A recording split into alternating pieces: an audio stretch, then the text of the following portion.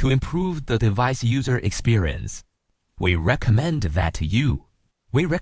that the following we introduce. The upgrade method. Please ensure the device battery level not lower than 60%.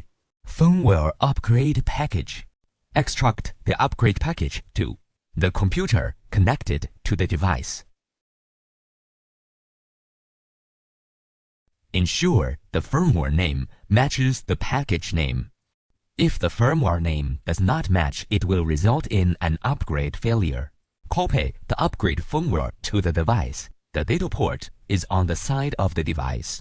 Use a standard data cable to connect to the computer. Copy the firmware upgrade file and paste it into the device storage directory. Device upgrade operation.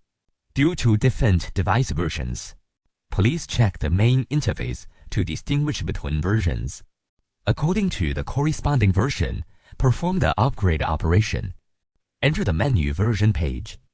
Long press the down key to display the upgrade option. Short press the menu key to automatically upgrade firmware. Then wait for the upgrade to complete.